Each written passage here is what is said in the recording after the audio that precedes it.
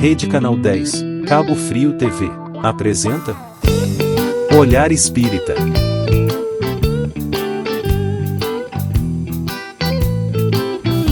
Olá, amigos, em mais um programa Olhar Espírita. Aqui estamos recebendo a nossa amiga Aline e o Cássio Nascimento, né? A Aline está estreando com a gente aqui, nervosa pra caramba, não sei porquê.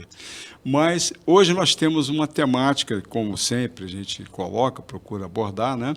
Que é, digamos assim, informativa para quem não tem assim, uma noção com relação ao espiritismo. Nós já falamos o que é o espiritismo num outro programa, mas hoje a gente vamos falar sobre o espiritismo, examinando, né, debatendo aqui o espiritismo como revelação ou revolução. O que o espiritismo é? Uma revelação ou uma revolução? Né? Vamos bater um papo sobre esse tópico para a gente poder esclarecer a vocês também sobre isso. E vamos precisar fazer naturalmente, né? Aqui a gente está nos estúdios do Canal 10, da Rede Cabo Frio TV, e vamos fazer a nossa prece inicial, né? Eu só queria apresentar aqui a vocês a Aline Bonioli, né? Nossa amiga lá do Trabalhadores de Jesus, e o Cássio Nascimento, nosso amigo também de longa data, lá do SEAC, tá bom? Então vamos fazer a nossa prece inicial para poder dar sequência ao nosso trabalho. Não podemos deixar de fazer a nossa prece, né? Por favor, Aline, pode fazer a nossa prece? Com certeza, tá? Flávio. Queridos amigos, nesse momento, né, que a gente sabe que, dito por Jesus, quando 2 ou mais estivessem reunidos em nome dele, aqui ele estaria. Então, aproveitamos esse momento para pedirmos a espiritualidade maior, ao nosso amigo e irmão Jesus Cristo, que ele possa nos inspirar e conduzir os trabalhos da noite de hoje. Que assim seja. Assim seja. Então, amigos, como falamos, né? Espiritismo, revelação ou revolução? Então, vamos entender um pouquinho melhor do que vem a ser uma revelação, né? Eu acho que é interessante a gente buscar esse fundamento primeiro. Talvez buscando o sentido etimológico da palavra revelação, né? O que seria uma revelação, Cássio? O que seria isso? O que seria uma revelação? O que a gente pode, de uma forma simples, né? O que seria, o que o dicionário diz, o que a gente sabe, como que a gente pode conceituar uma revelação? Uma revelação é uma comunicação, ou seja, trazer uma nova ideia, trazer um novo conhecimento e assim ajudar no progresso espiritual. Por isso, a doutrina espírita é considerada também uma revelação, porque tudo começou na primeira revelação que foi trazida pelo povo judeu, o povo hebreu. O povo hebreu estava como escravo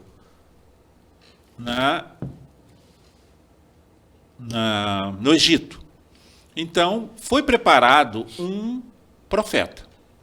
Quem era esse profeta? Moisés.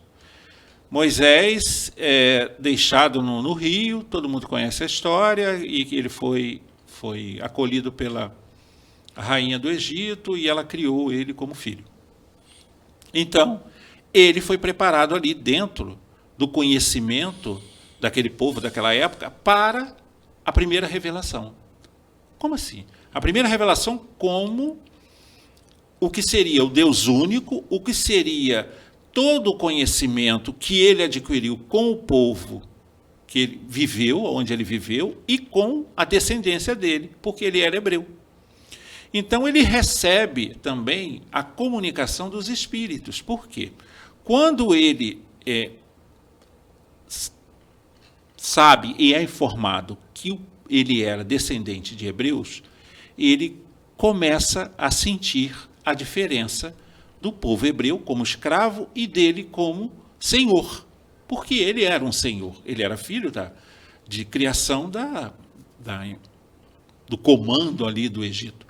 Então, ele vai buscar esse conhecimento e saber todas as coisas. Então, ele começa a ser preparado para libertar aquele povo. Então vem a primeira revelação. É a informação do povo hebreu que conta. A gente tem que entender que a história do povo hebreu é a história do planeta Terra, da evolução humana. Porque o mestre, Jesus, o governador planetário, escolhe o povo hebreu para vir à Terra. Isso muito antes. A preparação dele para encarnar no planeta. E ele veio justamente associado a um grupo que cultuava o Deus único, né? Esse é um ponto fundamental. É o povo hebreu. Então, ele precisava começar essa caminhada, porque os tempos eram chegados. Porque muita coisa aconteceu. Quem quiser mais informações, ler o livro A Caminho da Luz, do Emmanuel, na psicografia de Francisco Cândido Xavier.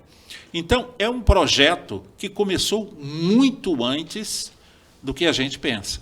Porque Moisés veio a 1500 a 1700 antes de Cristo.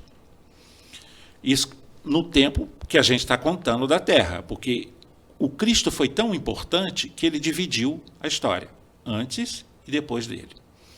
Então, a primeira revelação vem com Moisés, porque aí ele começa a trabalhar isso tudo para libertar o povo dele e procurar a terra prometida, que os profetas já haviam falado sobre isso. Os profetas do povo hebreu, que foi antes de Moisés.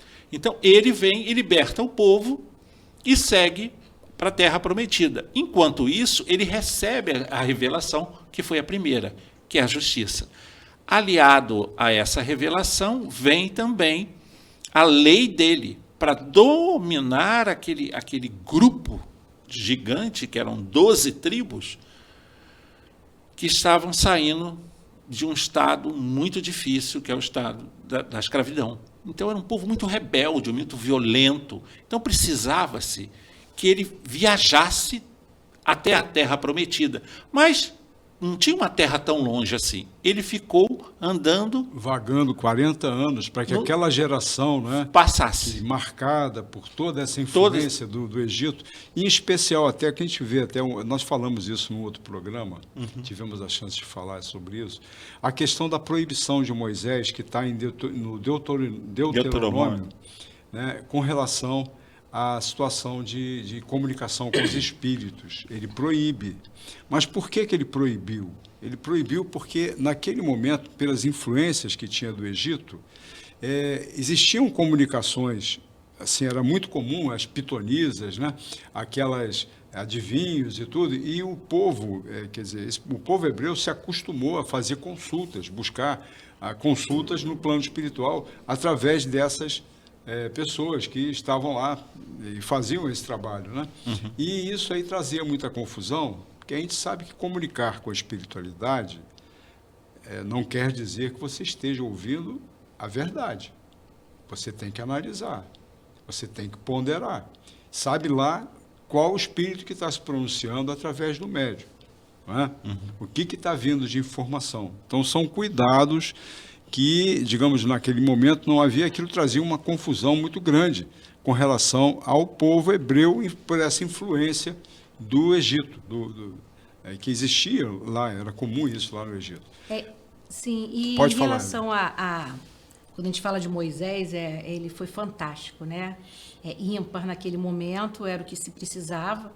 E em relação a um grande legislador, organizador de códigos de ética, de comportamento, se a gente fala de construção civil, tanto que vários princípios hoje se refletem ainda no nosso direito, né, que a gente usa.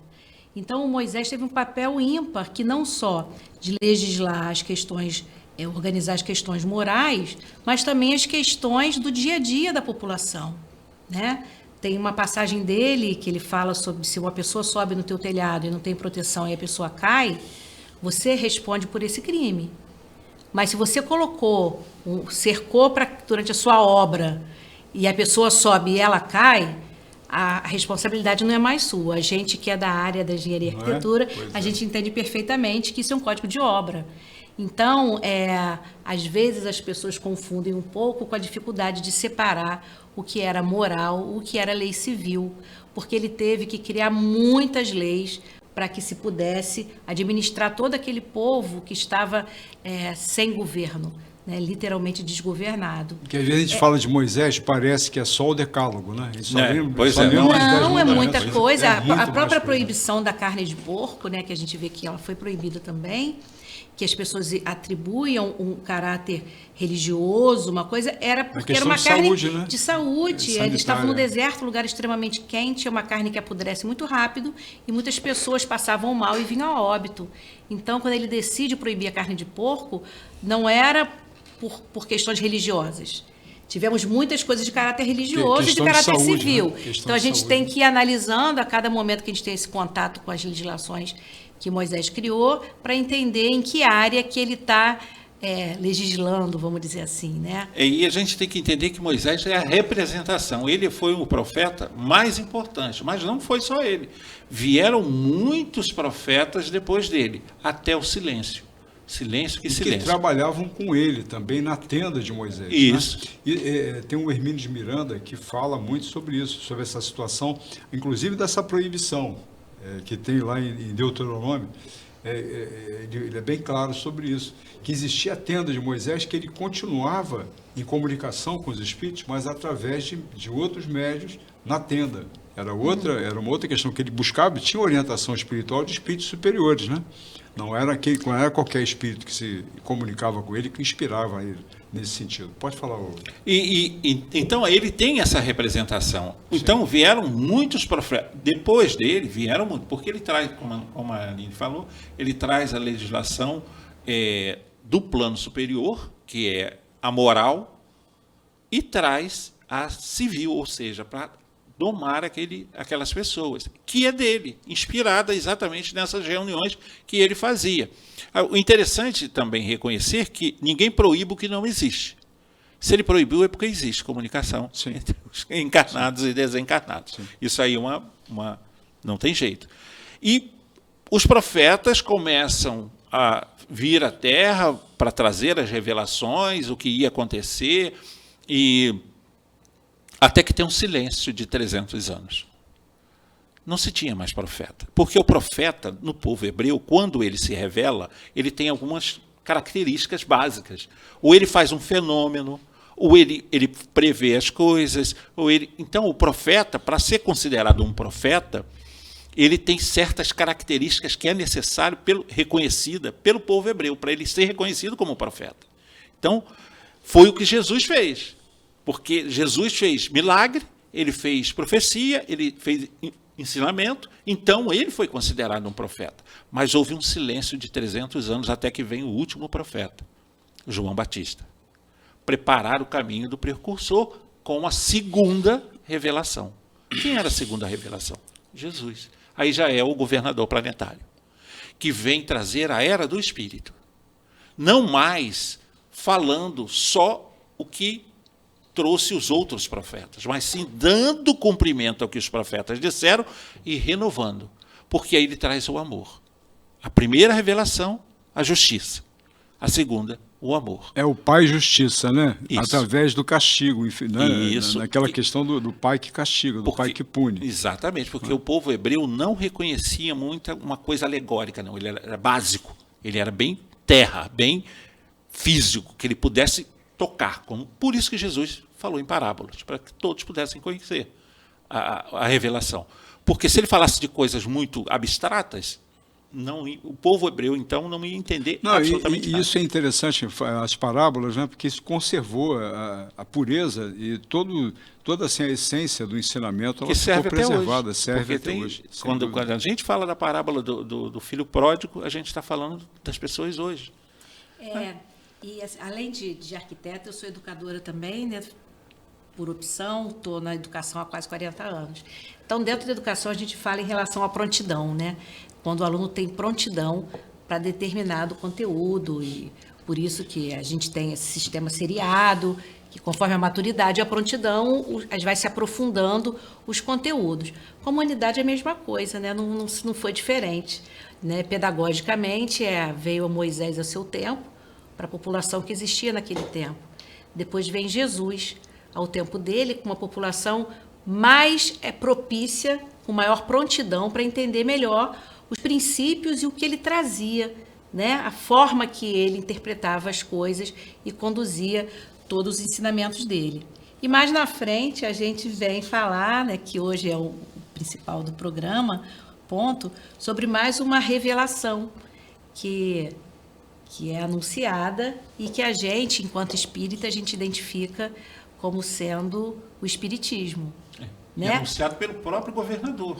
Porque ele avisa, que ele já tinha noção que nós, ao longo da nossa jornada, nós íamos deturpar. Consolador prometido, né? O Consolador prometido por um momento em que estávamos propensos a aprender o que é novo, o que é revolucionário, o que vai mudar a nossa maneira de pensar. Esse, né? esse bloco a gente vai fazer daqui a pouco. Foi tudo falar muito sobre essa questão da revolução. Então, o Moisés preparando, né, o João Batista anunciando, vamos dizer assim, ou identificando, né, reconhecendo o próprio Jesus, e o Jesus que é, para nós espíritas, muitos não sabem, mas Jesus é a nossa maior referência de amor, perfeito, de ética, de moral. Ele é o nosso irmão querido que tem essa referência para a gente. Porque ele traz para a gente o Deus de amor, não é? O Deus de bondade, também de justiça, porque não tem jeito, a primeira revelação ela foi plena, mas falou muito sobre justiça e o amor ficou, digamos assim, em segundo plano, essa visão do Pai de amor. Né? Isso a gente vai falar agora, daqui a pouco a gente vai falar de novo. Pessoal, vamos dar uma paradinha, tá bom? Daqui a pouco a gente volta.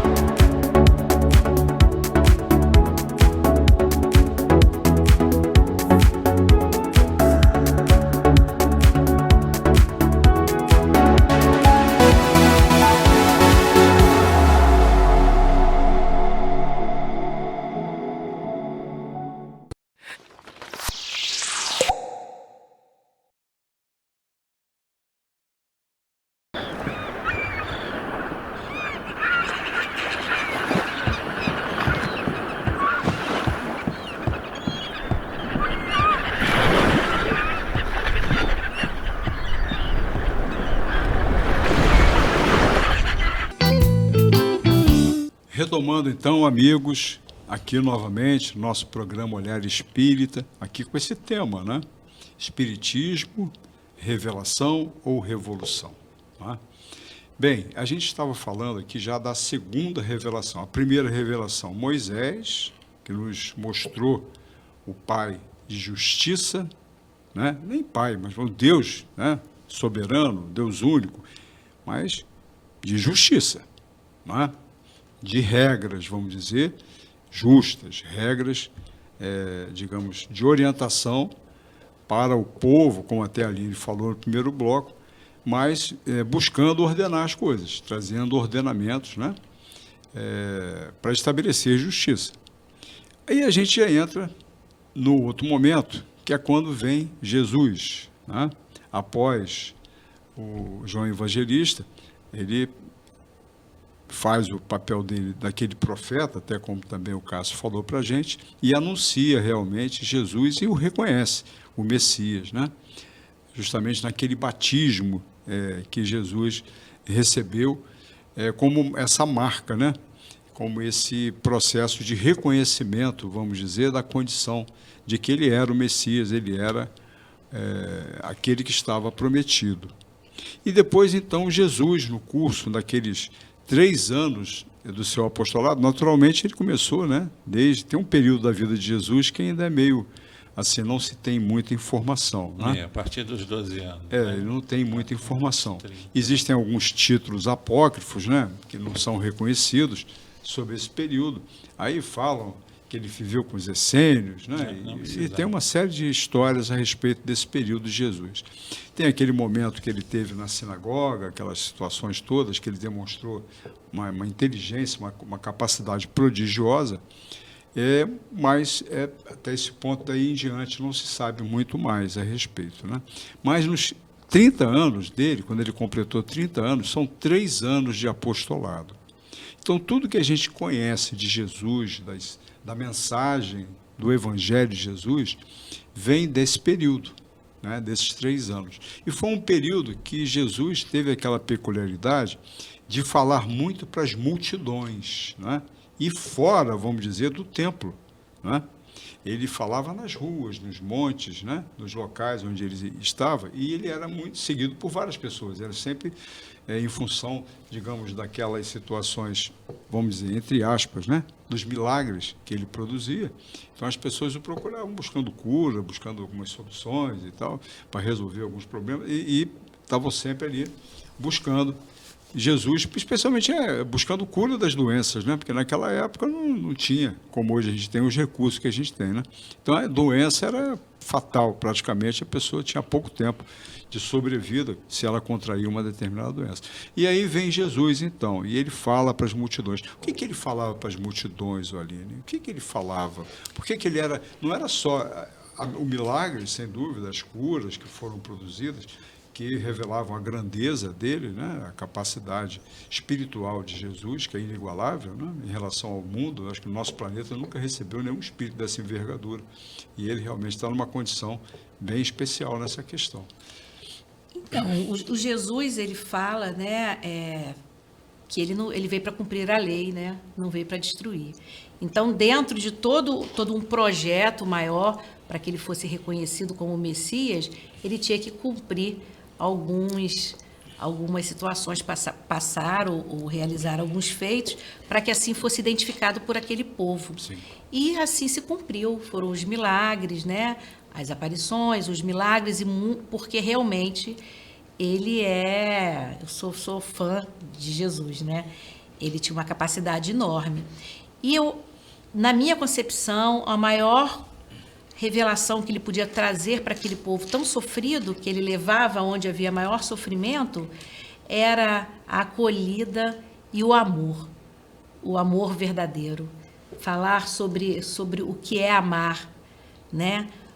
Despertar o olhar para o próximo, né? Cuidar de quem está próximo, do amor, e que a gente vê que hoje a gente volta, né, nos tempos atuais, a essas questões do nosso próximo, de quem está próximo da gente, para as mudanças que a gente deseja no nosso dia a dia.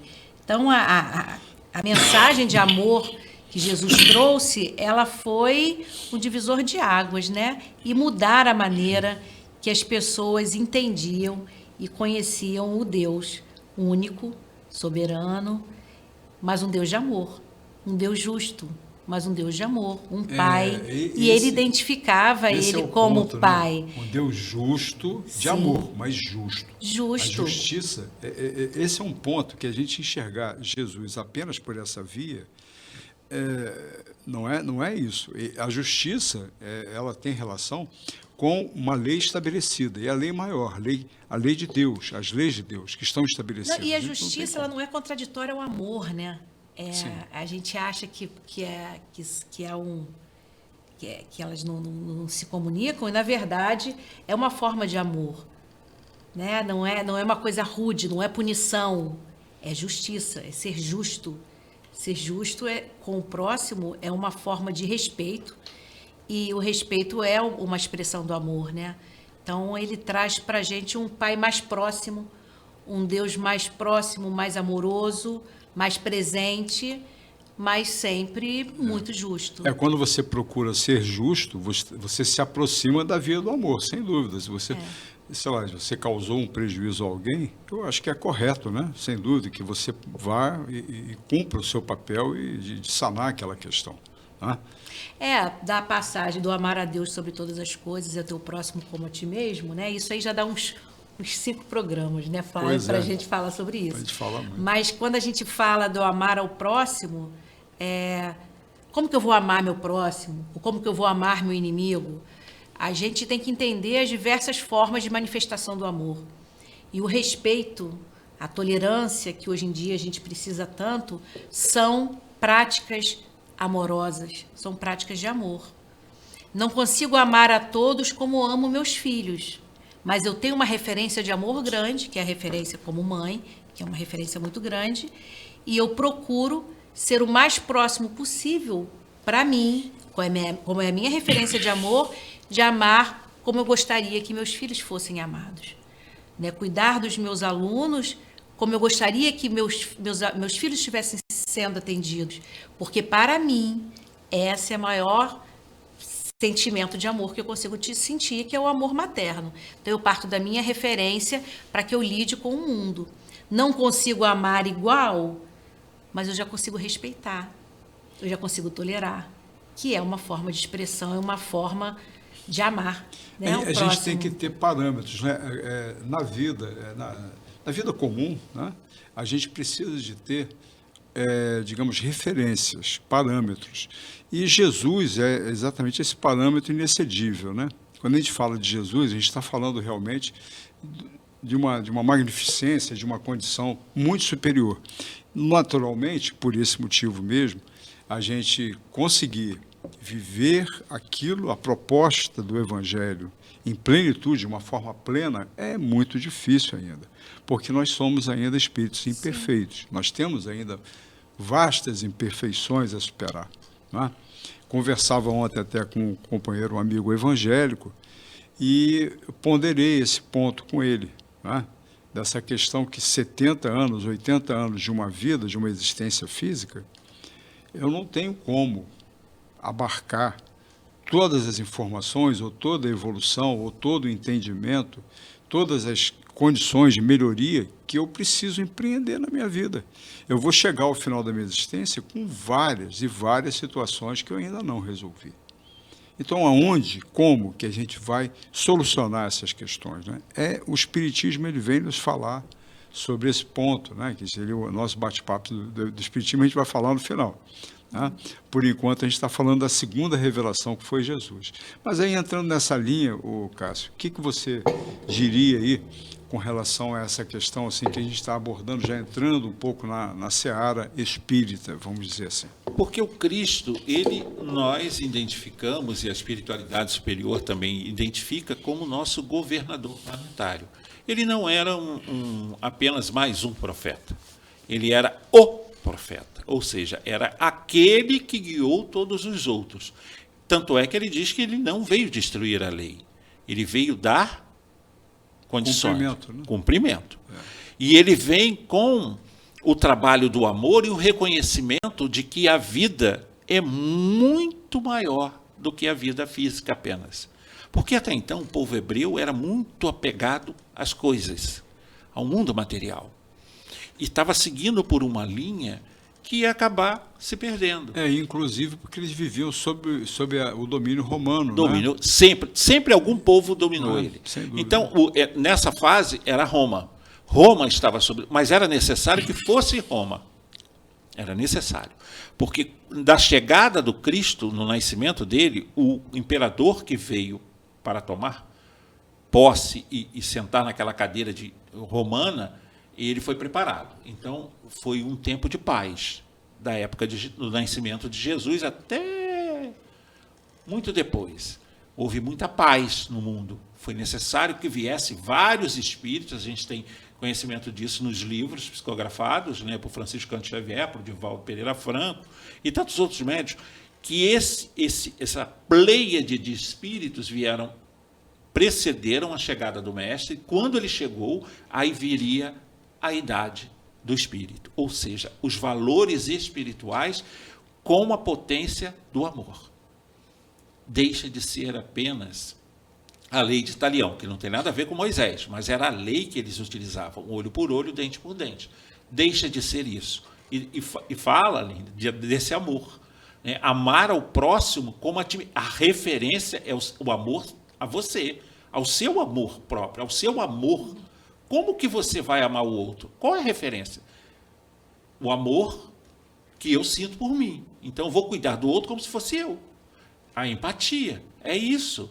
E no final, eis o Cristo que traz todo este conhecimento, um cabedal de conhecimento que ainda nós, apesar de ter passado 2000... A gente não esgotou. Não esgotou, nós não conseguimos ainda atingir todo o conhecimento, porque, na verdade, a Bíblia, o Evangelho que está na Bíblia é apenas a biografia dele, e bem curta, bem curta. O Evangelho é o Cristo, ele mesmo, ele é o Evangelho. porque o que está escrito é a biografia, é a história dele, que foram contados por vários homens. Apóstolos, espíritos escolhidos por ele, 12. Mas teve muitos outros que vieram depois. Estava no caminho. Então, quando ele traz essa revelação, que foi a segunda revelação do amor, ele traz esses valores. Porque o que queria sempre o povo hebreu? Destruir os inimigos. E ele diz, não, ame o seu inimigo. Como assim? Como é que eu vou amar o romano? Como é que eu vou vivenciar isso? E ele foi testado várias vezes. Inclusive, será que vêm os doutores da lei e perguntam a ele, será que a gente tem a obrigação de pagar impostos? Olha, testando ele. E ele chama a atenção deles. E diz, o que tem aí na sua mão? Uma moeda. O que tem nessa moeda? De quem é essa esfinge que está aí? César. Então, dai a César o que é de César e dai a Deus o que é de Deus. Então, ele dá uma resposta tão grandiosa para a época, porque eles falam assim, caramba, não posso nem contestar. Porque o imposto é pago com dinheiro. E a Deus? O que paga com o quê? Com amor. E no final dessa jornada, ele diz, eis que eu vos dou o meu novo mandamento. Amai-vos uns aos outros. Aí a referência sobe. Como eu vos amei. Aí a referência é o amor do Cristo. Esta é a maior referência de amor que nós temos na Terra. Que nós temos, né? E um amor materno, como você bem lembrou, né, Aline? Realmente o amor materno é algo assim bem especial como referência de amor. Sim, né? é porque assim, eu estou falando de uma questão prática, porque a gente tem que viver a opção que a gente fez e a escolha que a gente fez de ser espírita, né? Então, dentro de nós, a gente constrói uma régua. Eu costumo dizer isso, a gente tem uma régua que mede as coisas. E a minha régua, ela é calibrada dentro dos princípios do Cristo e dos princípios da doutrina espírita que eu abracei. Então, eu tenho uma régua. Quando chega alguém que me cobra que eu tome uma atitude ou faça alguma coisa que é diferente da minha régua, eu preciso do silêncio e escutar. Qual é a minha régua? É aquele que está me impondo ou são os meus princípios éticos e morais que estão aqui dentro?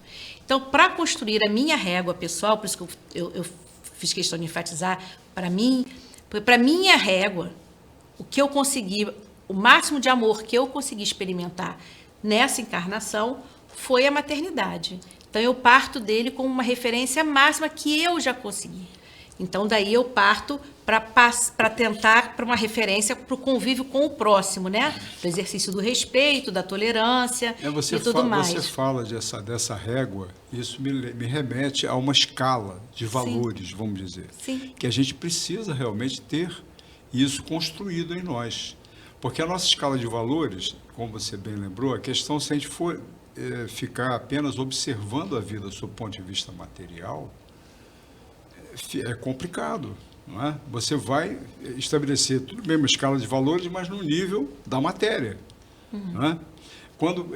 Quando Jesus falou para a gente, né, essa questão da gente estar no mundo, não é? A gente precisa... Oi? Está no nosso horário. A gente vai ter que dar um tempinho para poder dar continuidade ao trabalho. A gente vai ter que dar um breakzinho agora, tá bom?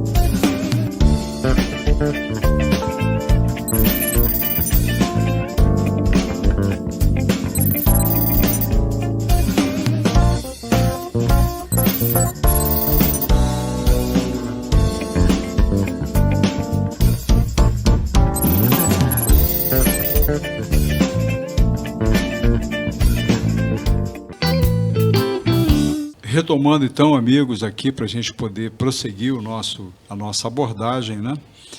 Já estamos no bloco final E agora, então, vamos falar da terceira revelação, né, que surgiu lá em meados do século XIX, através de Allan Kardec.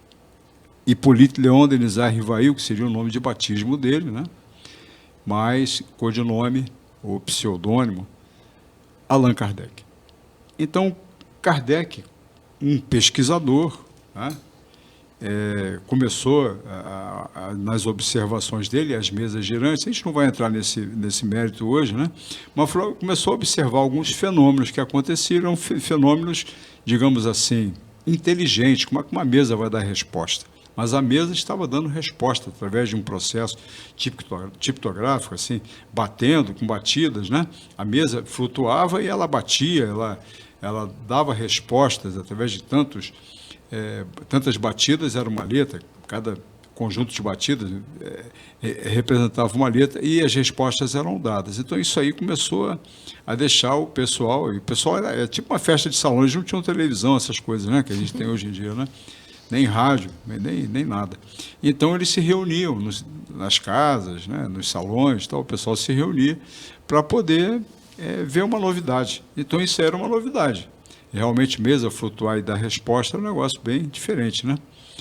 E ele foi observar os fenômenos dessa situação, mas ele não estava acreditando como é que um objeto inanimado vai dar resposta inteligente. E daí, digamos, não vamos contar o restante desse contexto, mas surgiu, digamos, justamente todo um processo que veio culminar nos 5 livros, né, que compõem esses compêndios, né, de informações que fundamentam a doutrina espírita, né? São 5 livros que foram escritos pela Lavra de Kardec, através dos espíritos que se comunicaram, não com ele diretamente apenas, tá? Mas através de médiuns, e médiuns não só da França, mas de vários locais, vários lugares do planeta, da Europa, e tudo, que escreviam e mandavam para ele. Então, esse caráter, né, da doutrina espírita, ela não é focada, digamos, Kardec tem assim, esse renome todo porque ele foi o codificador, ele foi aquele que teve o trabalho de compilar, né, as informações, selecionar, cuidar disso e fazer a redação dos documentos, dos livros que foram escritos, né? Mas ele digamos, o nome dele está colocado, mas quem foi que trouxe a doutrina espírita? Como é que se deu isso? E a gente chama de terceira revelação pela importância que a doutrina tem, porque ela vem trazer para a gente informações sumamente importantes, e tem esse nome de terceira revelação, porque ela se complementa em relação às 2 primeiras revelações que a gente viu. Não é, Cássio? É exatamente isso. E o próprio Cristo, que é o nosso governador, ele fala isso. Ele diz, olha, eis que vos enviarei um novo Consolador, que ficará contigo para sempre. Vocês não o conhecem, mas muito o conhecerão. Porque muita coisa do que eu digo vão ser esquecida. E outras novas que vocês não têm condições ainda de compreender. Então, era uma revelação que precisava esperar o tempo. Aí vem a ciência. Algo de conhecimento científico, algo de conhecimento maior para a humanidade, para que pudesse compreender aqueles valores. Então, ela chegaria no tempo certo disto. E o tempo certo foi exatamente quando você fala... porque a ciência, ela revela a verdade. Isso. A realidade dos fatos, né? Eu vou ter um trecho da Gênesis aqui que eu vou ler, que Kardec coloca assim. Deste ponto de vista, as ciências que aos fizerem conhecer os mistérios da natureza são revelações, e pode dizer-se que há para a humanidade uma revelação incessante. A natureza é uma revelação. Sim. Aí ele continua. A astronomia revelou o mundo astral que não conhecíamos. A geologia revelou a formação da Terra. A química, a lei das afinidades.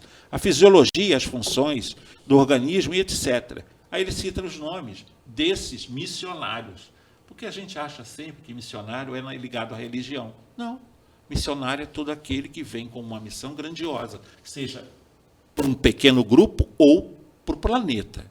Então ele cita Copérnico, Galileu, Newton, Laplace, Lavoisier, foram reveladores. Todos foram profetas, com a sua função, com a sua revelação. Então, a característica essencial de qualquer revelação tem que ser a verdade. A verdade, exatamente. Aí, a função da doutrina espírita, revelar a verdade, que foi escondida. Foi escondida onde? Por nós mesmos. Ao longo da jornada, porque o Cristo sabia que ia ser esquecida ou escondida, interpretada à moda de cada um. E essa revelação vem de rasgar esse véu, porque revelação quer dizer isso também, né? Do latim, rasgar o véu. Rasgar esse véu de mentiras e inverdades que estavam se dizendo sobre a segunda e a primeira revelação. Então, a terceira revelação vem com essa base científica, comprovada. Então, esse direcionamento é o que o Hippolyte A gente pode dizer também que, digamos, todas as revelações estiveram sob influência espiritual, sempre. Sempre. Nenhuma folha cai de uma árvore sem que Deus permita. Então, é uma frase que explica tudo isso. O momento oportuno da revelação, né, dessa revelação, da nova revelação, foi planejado por Deus. E que momento foi esse? Foi no momento em que local, né? Tudo foi organizado de uma forma maestral, que foi na França, naquele momento onde todas as ciências estavam borbulhando de questionamentos, onde se começaram a estabelecer os primeiros critérios científicos para que se comprovasse que o que estava sendo dito era verdade, havia um crivo para se cumprir. Uma metodologia.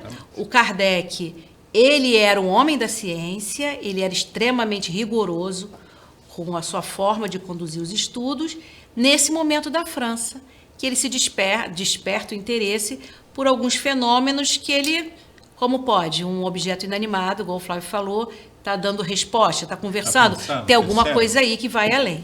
E o momento era propício para se questionar, para se lucubrar várias situações, que algumas foram comprovadas e outras em várias áreas da ciência. E Kardec veio com essa tarefa de organizar, né, a verdade. Ele não criou, ele não inventou nada a partir dali. Já existiam esses princípios, que são os princípios que regem o mundo, né, da lei universal.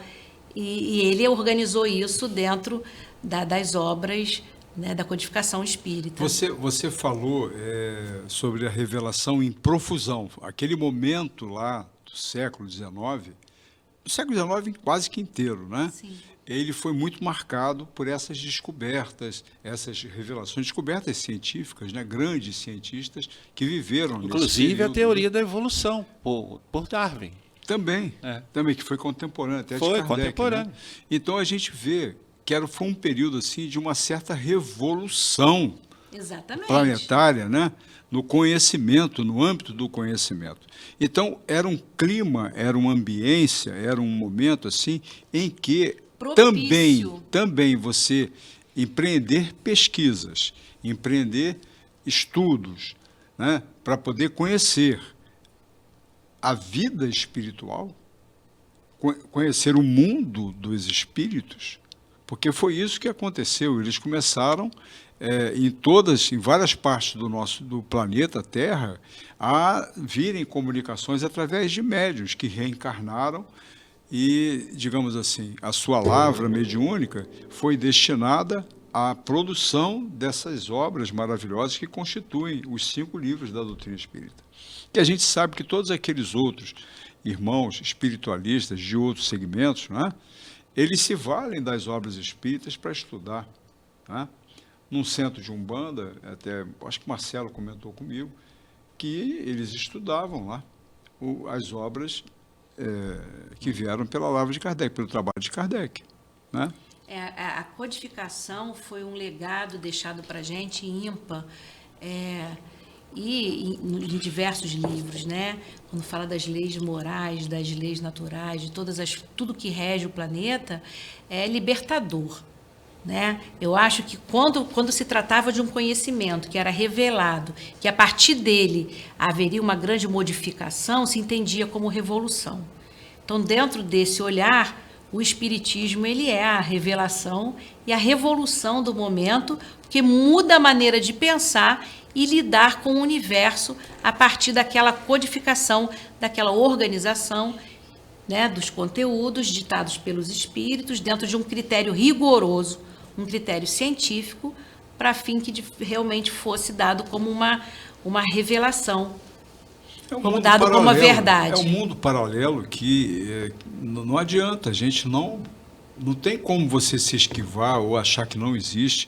Ele está interagindo com a gente o tempo todo. Não é? E hoje é fácil a gente falar sobre isso, porque você tem várias teorias, né? As teorias do universo paralelo já está até no cinema, em muitos filmes da Marvel, muitos filmes conhecidos e famosos, como Matrix. Né? Uhum. Então, tudo se relaciona, estamos interligados. Ele vem falar dessa interligação, nós estamos conectados. Se a gente falar a palavra conectado hoje, a gente vai entender, porque a gente tem uma coisa chamada celular. O celular está conectado. Conectado com quem? Com um mundo todo. Nós estamos conectados. É uma coisa muito fantástica, muito né? Fantástica. Eu sou muito feliz em ser espírita. Eu nasci num lar espírita e poderia estar em outra denominação, sem problema nenhum, mas me identifico muito com a doutrina espírita. Eu acho que a forma de ver e lidar e com tudo, e até hoje, né, estou nos meus 52 anos, eu nunca vi uma contradição de alguma coisa que estava no livro espírita e que de uma nova revelação tecnológica ou revelação dentro da área da ciência, médica. Não há contradição. Nunca foi achado. Que entrasse em conflito, né? Nunca entrou em conflito. E se entrar em conflito, o Kardec deixa. Não, Kardec deixa uma dica. Kardec deixa uma dica para isso. Com a ciência, né? Ele deixa uma dica para isso. Então, a gente observa que eu, aos meus 53 anos, muita mudança aconteceu na minha geração. Né? Quando eu era criança, era uma televisão preto e branco pequena. Para a gente chegar hoje na TV de plasma, na TV, tudo isso a gente passou vivenciando, né? Então, todas as mudanças que chegavam, você pega as obras básicas, estão lá, está tudo lá. Só confirma, já estava lá. Eu não conseguia entender naquela época, mas estava lá. Esses dias a gente estava estudando num grupo de estudo sobre as obras de André Luiz, que ele falou, tinha me fugido essa visão, das flores que durante o dia ela guardava energia para que elas brilhassem à noite. E ele estava, né, extasiado com aquela energia fotovoltaica que a gente fala hoje. Em 47 está dentro de um livro falando sobre isso. No momento, eu achava que era uma coisa... é uma linguagem figurada, né? Porque a flor acende à noite, guardou a energia do dia, né? Hoje foi figurado nada. É literal. Então, assim, eu sou muito grata, porque até hoje eu não tive essa situação de ter um confronto dentro das minhas crenças, né? Que moldam a minha régua, baseadas entre várias coisas, a doutrina espírita, com a ciência. Mas ainda assim, Kardec deixa um recado, né? Que se um dia a ciência falar diferente do que está escrito aqui, larga tudo, segue a ciência. Porque é o alinhamento com a verdade. É a verdade. É isso. É o alinhamento os 3 com pontos. A verdade. A primeira revelação é a justiça, a segunda o amor e a terceira a verdade. A verdade como não tem como retroceder mais. Nós não somos, nós estamos na Terra. Então, o nosso ponto é esse. Então, essa verdade é para dizer assim, nós somos espíritos e temos toda a eternidade. Quando você fala de verdade, a gente lembra uma palavra que vai rimar com verdade, que é caridade, né? Fora da caridade não há salvação, né? A gente vê essa máxima espírita, que nos mostra realmente que a gente precisa da caridade, né? Que a caridade é a nossa expressão, é a nossa forma de vivenciar o amor, né? A caridade é uma via gloriosa, maravilhosa, de expressão de amor. E é impressionante isso, porque como eu falei, fui evangelizada dentro de uma casa espírita desde o primeiro ciclo, nem sei com que idade que era. Então, sempre estudamos isso, que fora da caridade não há salvação. Mas isso nunca fez tanto sentido para mim como o momento que a gente vive agora. Quando fala da caridade, não há salvação, a nossa evolução planetária, que a gente passa por um planeta de provas e expiações, né, para um planeta de regeneração, ela vai se dar de forma horizontal, é braço com braço. É você socorrendo o irmão que está ao lado, é fazendo a caridade com aquele que está ali. Não vai haver uma evolução que eu vou evoluir sozinha. Esquece. Estamos reencarnados aqui, todo mundo mais ou menos dentro de uma faixa evolutiva. Ou vamos todos juntos, ou senão vai ficar difícil. Então, a gente vê que a saída do planeta para as questões ambientais, para as questões da fome, vai ser no ombro a ombro. Não vai vir de cima. É a união, né? Não é vertical, sabe? Vem de cima, um governo vai resolver todas as coisas. Não vai resolver. O que vai ser resolvido vai ser no nosso ombro a ombro, no nosso amor fraternal. Aline, suas palavras finais e você também, tá bom, Cássio? Depois, para a gente poder encerrar nosso programa, por favor. Bom, já falei muito, o professor é um perigo. Eu estou aqui me segurando, né? Para a gente não extrapolar. Mas é isso. Sou espírita, sou cristã, que é uma questão também que no momento, né, a gente pensa que não, mas existem essas questões. Quando pergunto, você é cristã? Eu sou cristã. Você é cristã de qual igreja? Eu sou cristã, eu sou do Centro Espírita. Como você é cristão? Eu sigo Cristo. Então, para nós, Cristo é a nossa referência. É importante que fique claro, para quem conhece um pouco da doutrina, que saiba isso. Perfeito. Que tudo nosso começou a partir do Cristo. E é uma busca, né? Porque a gente conhece um verdadeiro espírita pelo esforço que a gente desprende de tentar ser uma pessoa melhor a cada dia. Não somos perfeitos, mas a preocupação em ser melhor hoje, melhor do que fui ontem, isso tem que estar intrínseco na gente. É a marca do espírita, né? E aí, Cássio? Eu vou fechar aqui com a frase que o Kardec, que era professor, ele era um pedagogo, ele estudava muito, ele dizia assim: qual é o papel do professor diante de seus discípulos, senão de um revelador? Então, é exatamente isso. O Cristo veio nos revelar a verdade, nos revelar a justiça e nos revelar a potência do amor. De tal forma que a gente precisa se renovar para que a gente possa seguir. Porque ele disse, siga-me, pegue a sua cruz e siga-me. Mas como? Vivendo tudo isso a cada dia, a mudança, o exercício, o esforço de mudar. Eu estou sempre agradecido de estar aqui no Olhar Espírita, porque este olhar espírita transformou também a minha vida, porque eu não nasci em berço espírita, mas nasci em berço espiritualizado. Então, eu sempre busquei este conhecimento para tentar me transformar e transformar aqueles que me cercam. Eu estou tão à vontade que eu esqueci de agradecer ao Flávio o convite pela oportunidade de hoje. Gratidão. Uma alegria recebê-los aqui conosco no programa Olhar Espírita.